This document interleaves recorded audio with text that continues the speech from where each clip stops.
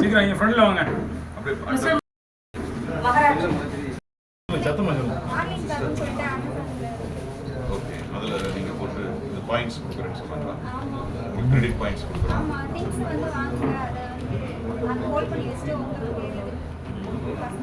Amount வந்துருச்சா?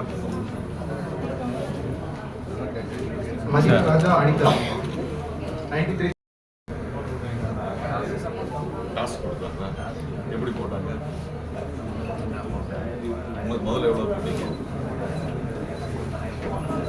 சரி, 1000 எவ்வளோ கிடைச்சது? திரும்ப உங்களுக்கு வந்துருச்சா? சரி, அப்போ மறுபடியும் அடுத்தது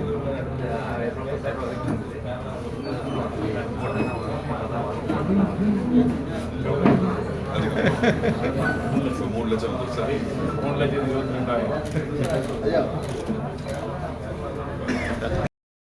காணாமல் போன செல்போன் எல்லாமே கடந்த ஒரு 6 மாதங்களாக காணாமல் போன செல்போன் எல்லாமே 95 செல்போன்கள் மீட்கப்பட்டுள்ளது.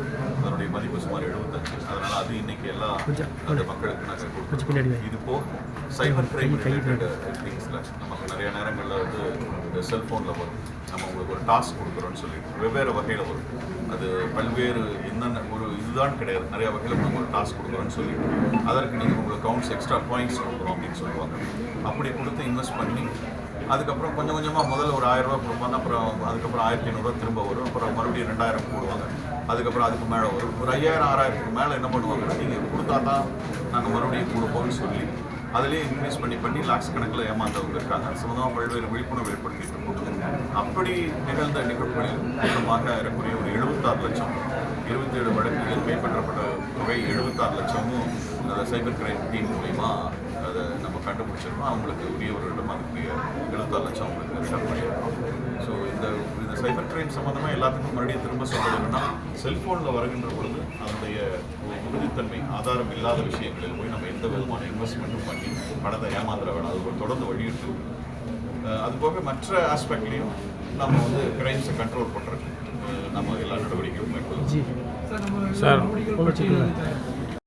நியமிச்சு அவங்களோட மூமெண்ட்ஸ் எங்கே வர்றாங்க போகிறாங்க என்ன அப்படிங்கிறதுக்கு முடிச்சு அதை தொடர்ந்து நாங்கள் இது பண்ணிக்கிறோம். இதன் மூலியமாக வந்து அவங்களுக்கு எந்த விதமான சட்டவிரோத செயல்களில் ஈடுபடாமல் நடவடிக்கை மேற்கொள்ளப்படுறாங்க. காவல்துறையினர் துப்பாக்கி பயன்படுத்த ரேங்கில் இருக்கக்கூடிய ஆஃபீஸர்ஸ் நம்ம என்னன்னா அந்த ஏற்கனவே தெரிஞ்சதான் இருந்தாலும் அவர்களை திரும்ப பயிற்சி பண்ணிக்கிறோம்.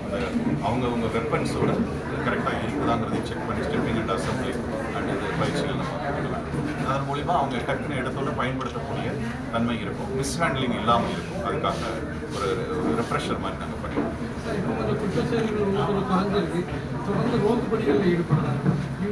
அது இப்போ என்னன்னா தூத்துக்குடியில் நமக்கு என்ன பண்ணியிருக்கோம்னா குற்றச்செயல் கண்டிப்பாக நீங்கள் சொன்ன மாதிரி கிரைம் அக்கரன்சஸ் வந்து கிட்டத்தட்ட வருஷத்தை விட குறைஞ்சிருக்கு. இப்போ சில முன்னேற்பாடுகள் செஞ்சுருக்கோம். அதில் என்னென்னா ஈவினிங் ரவுண்ட்ஸில் வந்து ஒரு SC+4 அதர்ஸ் அப்படி அதர்ஸ் வச்சு ஒரு கிளஸ்டராக மூவ் பண்ணி அந்தந்த இடங்களில் வெஹிக்கிள் செக் பண்ணுறது, அங்கங்கே இருக்கக்கூடிய ஒரே இடத்துல இல்லாமல் வெவ்வேறு இடங்களுக்கு மாறி போய் அங்கே இருக்கக்கூடிய குற்றவாளிகளை தணிக்கை செய்து, அதே மாதிரி இந்த ட்ரங்க் அண்ட் அந்த குரூப்பெல்லாம் உட்கார்ந்துருக்கிற இடத்த கிளியர் பண்ணுறது, இந்த மாதிரியான செயல்பாடுகள் வந்து செஞ்சுக்கிட்டு இருக்கோம். அதே மாதிரி நைட்லி பீட் சிஸ்டத்தை நம்ம இன்க்ரீஸ் பண்ணியிருக்கோம். வீட்டில் எல்லாருமே proper lathi, torch light, helmet and reflecting ஜாக்கெட்டோட மூவ் பண்ணணுங்கிறத எக்ஸசைஸ் பண்ணியிருக்கோம். அதனால் வந்து கிளஸ்டராக மூவ் பண்ண சில நேரங்களில் ஒரு தனிப்பட்ட ஒரு போலீஸ்காரர் போகிறப்ப ஹேண்டில் பண்ண முடியாது. ஒரு 3-4 போலீஸ்கார் அந்த மாதிரி ஒரு குறிப்பிட்ட இடங்கள் அந்த ஹாட்ஸ்பாட்ஸ் ஐடென்டிஃபை பண்ணிக்கலாம். மொத்தமாக 349 ஹாட்ஸ்பாட்ஸ் வந்து டிஸ்ட்ரிக்ட் உங்களுக்கு ஐடென்டிஃபை பண்ணியிருக்கோம்.